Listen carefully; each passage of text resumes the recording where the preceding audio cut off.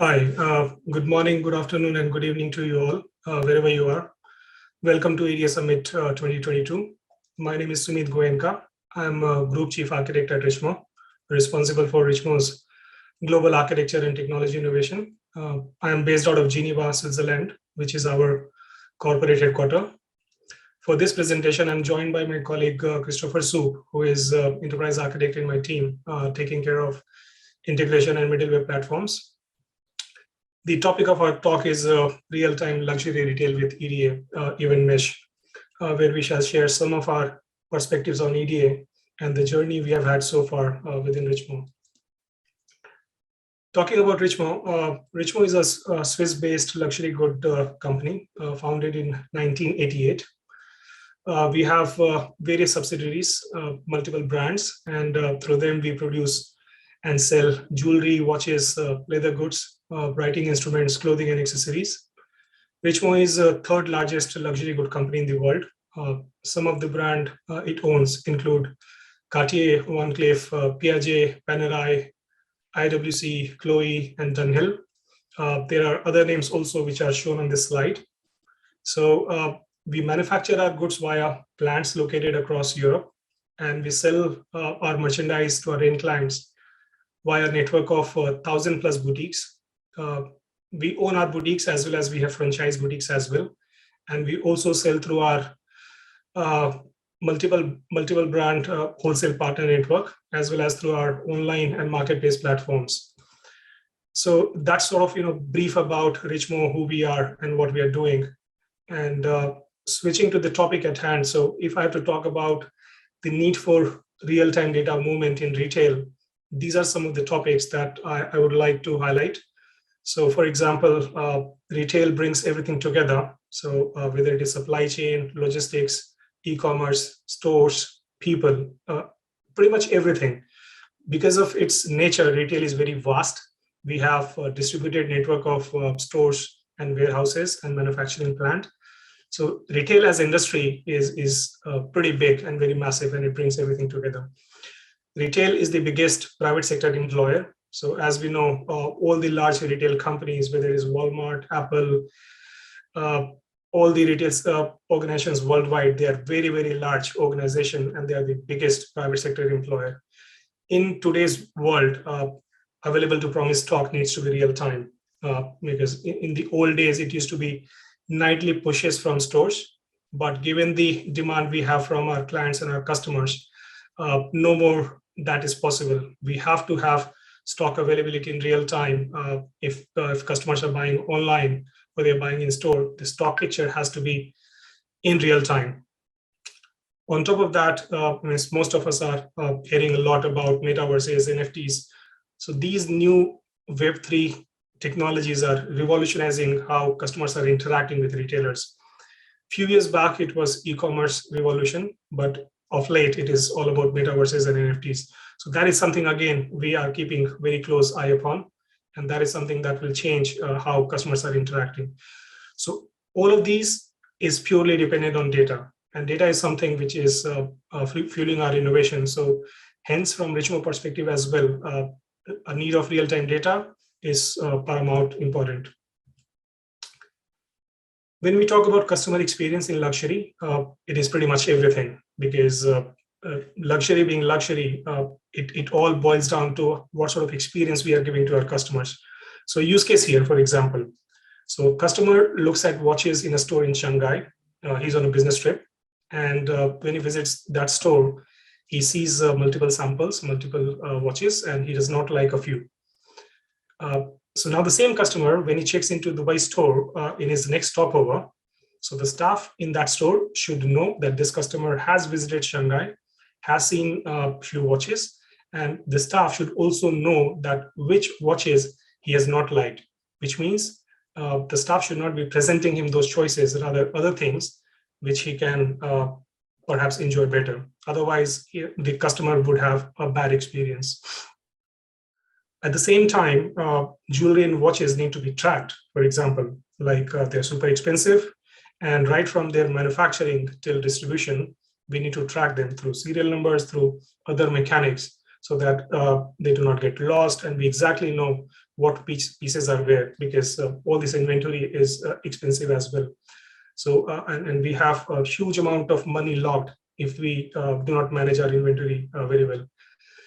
At the same time, the stores are IoT enabled for security and inventory. So all the pieces that we have in each of these stores, they are tracked, they are managed, and they are managed in a very secure manner. So the bottom line is that this information needs to flow globally across domain and in real time. So with that, if we switch to the manufacturing side, on manufacturing, because we as Richemont, we also manufacture our luxury goods. So what we are witnessing and seeing is that the factories are getting more and more sophisticated. We are using sensors on our machines, and these sensors are producing high volume of data because ultimately manufacturing is all about quality and efficiency, and especially in luxury, because the precision manufacturing that we do, if you have come across any of the luxury manufacturing in the past, even tiny or minute error could create quality problem, and everything that we do is super expensive. So we have to make sure that we manage our quality and efficiency in a very, very precise manner. So real-time data capture and acting on that real-time information really helps do our job better. And finally, all the factories that we have, they are distributed. And given on the scenario, we need to exchange data with a centralized cloud-based ERP system. So all these factories need to talk, and hence data has to move as well globally. So if I summarize what I said so far, so data has to flow in real time across sites at large scale in a guaranteed and secure manner. So that kind of becomes our business need for event-driven architecture, in which we are trying to make things more real time and on the fly. If I translate that business angle into our approach for adopting an event-driven architecture, there are 3 stages through which we are doing our journey. So in the first stage, from a big picture perspective, we are trying to liberate our data, which is locked into different silos. So we have legacy applications, we have different distributed applications, we have system of records like SAP, PTC, and other systems, and we have legacy messaging systems as well. So by event enabling them, we are unlocking that data and making it available through event brokers to be consumed wherever they need to be. As the second step, we are modernizing our platforms. So that platform modernization has multiple components here. So if you see, we are doing cloud migration. So we are decommissioning our data centers and moving into AWS, GCP, and Ali Cloud, hosting different services. AWS is our hosting platform for SAP and other enterprise-grade solutions. GCP we are using as our data platform for doing data analytics. And Alibaba Cloud is our chosen cloud provider in China, because China is a big market for us. And then at the back of this EPC, we have event-driven microservices. So we are using microservices architecture.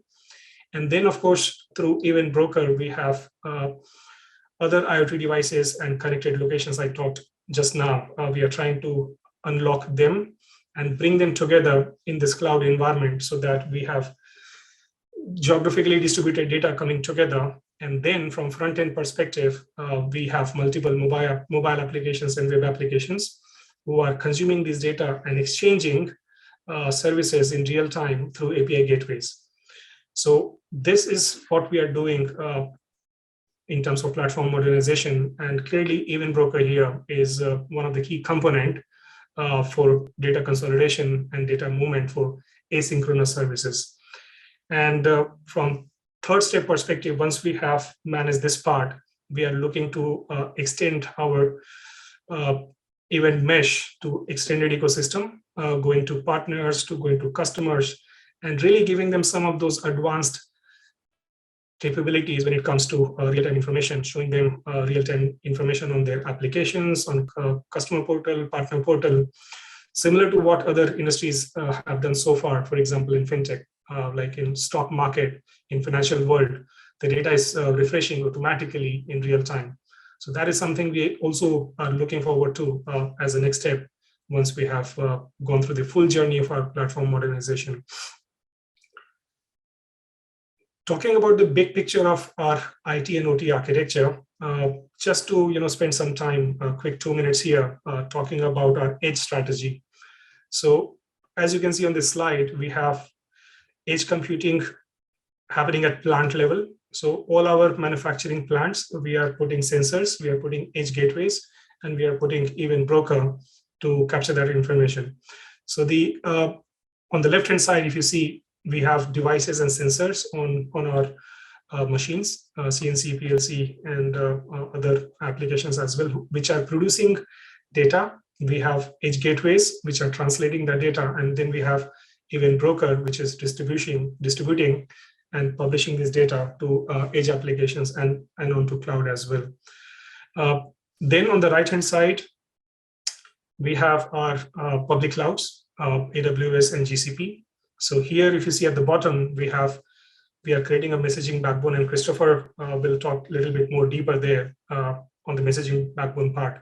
So we are combining data from edge locations into public cloud. But having said, some of that edge data has to be processed locally. And that's where, depending on the use case, we have some local solutions also being developed at the plant level. So using low-code, no-code platform and using some of the advanced edge technologies, we are doing some use case and creating some scenarios to solve some problem at the plant level in terms of starting and stopping machines and taking some proactive measures to improve on quality and efficiency. And then at the end, we have some foundation services across our IT and OT architecture in terms of industrial DevSecOps. We have infrastructure management, we have API management, of course, and then industrial data ops for data catalog, metadata, and other services. And finally, security by design, which goes without saying, because security is of paramount importance for us in whatever we do, because our client data is pretty precious because of the nature of the business we are in, as well as all the important information that we manage at plant level and our supply chain level. So overall, this picture summarizes our IT and OT architecture vision as to what are we doing at plant level, edge computing wise, and what are we doing at enterprise level, cloud computing wise. And in this picture, if you see the green pieces is where the event-driven architecture has a major role to play to bring different things together and really streamline our data movement across our global footprint in real time. So with that, we will go into a little deeper into our event-driven architecture and messaging backbone initiative. So I'll hand over to my colleague, Christopher Su, to talk about those pieces. Christopher, over to you. Okay, so this is how we think about integration in real time, or high-level architecture. Basically, there are two main technologies. We have APIs managed on an API management platform where all our clients connect, partners, the back office, web applications, and partners, etc. This is mainly for, of course, the synchronous APIs, request response, typically online integration with our backend systems. Then on the other end, we have the messaging backbone, which is the name we've given the message brokers that handles EDA, the event-driven architecture. And this will provide us with real-time data replication and using PubSub. On top of that, we also have the data lake that does real-time data streams and analytics, basically the stream processing capabilities. Requirements at a very high level include, we need to serve our 25 brands. They're called maisons, and these are very demanding sometimes and not always easy to please. So they need to have their own access. They need to be able to subscribe to messages. They need to be able to act independently. They need to be empowered. And they can also, there's not just one of them, there can be multiple tenants per brand, per maison. And another one very important requirement is the ability to replay and catch up when you have lost connection for a while or are not able to consume all the events. So for these requirements, we've identified 4 core capabilities. The first one is event sourcing, which includes things like the log-based architecture, meaning that we have a history backwards in time, that we have the capability of replaying messages. We can basically start over or initialize a system from scratch that wasn't there from the beginning. And also we want to be able to offload the old messages, but still have them available for a replay later on at a later stage. Stream processing is of course a capability of doing analysis in real time. You have the message stream and then you're able to process that. Ad hoc querying, well, sometimes you need to know things and you need to find a specific message, for example, in troubleshooting. And then, of course, complex event processing, CEP, which is the coordination of events and acting on those events. For the messaging backbone, the more relevant capabilities are however, messaging and real time, meaning messaging, meaning publish, subscribe. You publish once, subscribe many, that we have a certain level of quality of service, etc. And all this we want to do in real time with a sub-second response time. This should provide some level of real-time guarantees. This is particularly important for the factories in the manufacturing context. But in overall, we're not, many of our use cases do not require hard real time, but the manufacturing can be important. So the messaging backbone is about the latter two of these, these 4 capabilities. The first 2 is more done in the data lake. So what is it then? When you say messaging backbone, it's basically a 2-tiered architecture, meaning that we have a backbone that connects our data centers, AWS in Frankfurt, GCP also in Frankfurt, and Alibaba in Shanghai, China. So this backbone then connects to multiple brokers, which are distributed across the different data centers and have local applications. So we're not always doing using the messaging backbone for all messaging. Is mainly for the distribution of message between different data centers and between systems. And this, of course, will make this decoupling of different systems will help us to gain a bit of business agility. So standardization is an important aspect of the messaging backbone. All messages that are flowing between the different systems should be standardized using a specific format. This will enable us to do things like routing, like logging and auditing, and other things that are important for the operation of the backbone. This messaging backbone will also enable certain things in the brands, like Cartier has a big project, the digital twin, and the manufacturing use case that Sumeet already touched upon is another one, very important use case for the messaging backbone. So the vision of it is basically for us to be able to publish something locally, and then be able to, for any application, to subscribe to that message anywhere in the world, also locally. And the messaging backbone will handle the transport between the 2 different applications, regardless of where they are. So in the example picture, you see for something in AWS that is publishing and is being consumed in 2 places, in AWS and Alibaba. The major benefits of this is, of course, the decoupling. The publishing system does not need to know anything about the subscribing system. And likewise, the subscribing system does not need to know anything about the publishing system.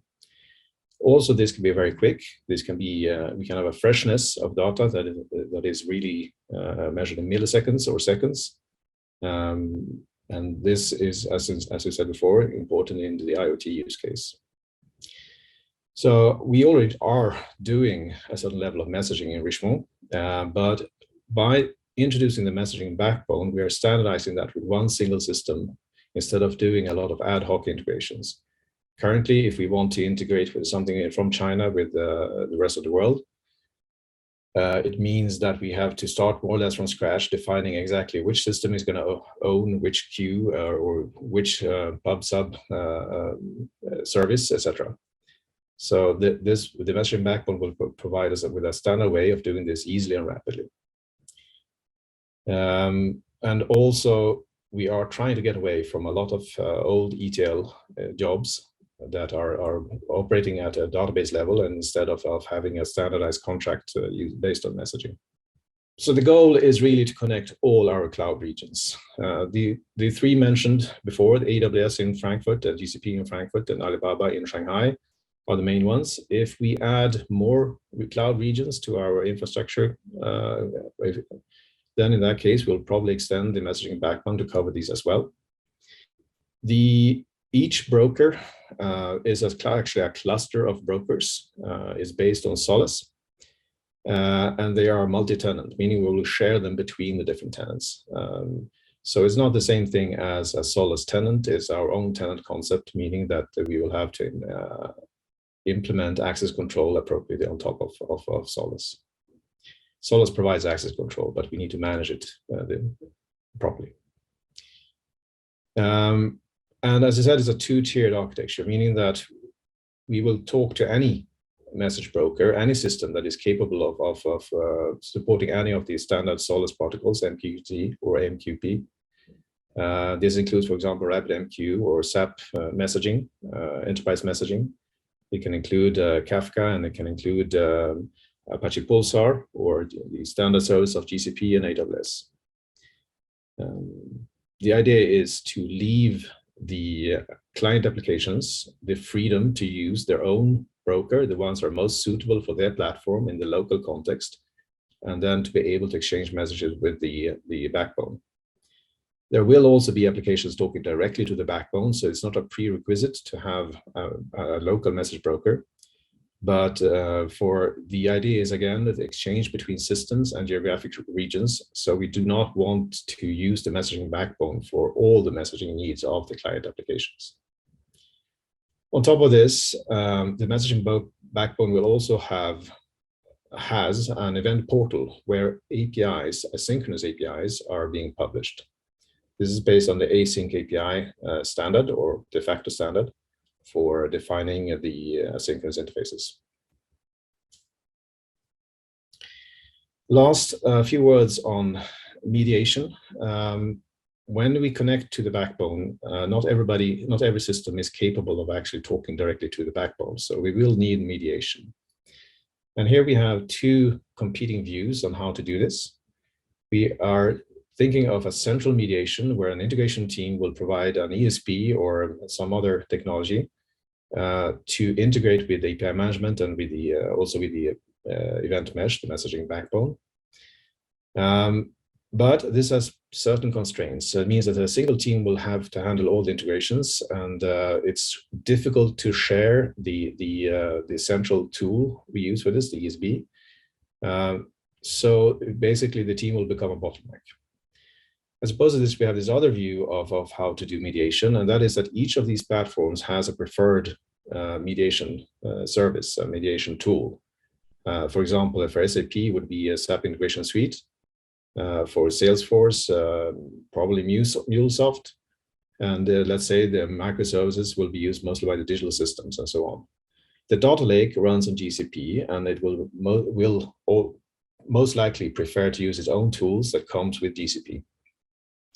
So by allowing all of these platforms to have their own integration tool to do the mediation, it will alleviate the problem of having this central integration team that no longer needs to be present in order to do the integrations. Also, each platform can use their own preferred tools, meaning that they will be more effective in doing the mediation. And by this, I hand the word back to Sumeet. Thank you so much, Christopher, for that amazing deep dive into our event-driven architecture and messaging backbone initiative. So just to close the talk here, I wanted to end with this very high metaverse note, just to kind of share with the audience what we are doing in this space as well. So one of our luxury watch brands, IWC, they announced their NFT project at the recently hosted Watches and Wonder exhibition at Geneva. So in that exhibition, the announcement actually launched a project called IWC Diamond Hand Club. So this club offers unique and exclusive experiences for IWC members who can then take their physical world experience into virtual world. So at the back of this launch, what IWC are offering is that every client who purchases one of their pilot watch brands categories will also receive an NFT. And with that, they can enter IWC's newly launched virtual 3D space, which is hosted on spatial.io. And on that platform, each of the customer can interact with their NFT collection, they can showcase it, and they can be part of an immersive metaverse experience. So this is just the beginning, and we all know that where it is going. So we all will be staying tuned as to what is happening and how this metaverse world is unfolding. So with that, I would like to thank you all for your time and patience, and hope to connect soon. Thank you.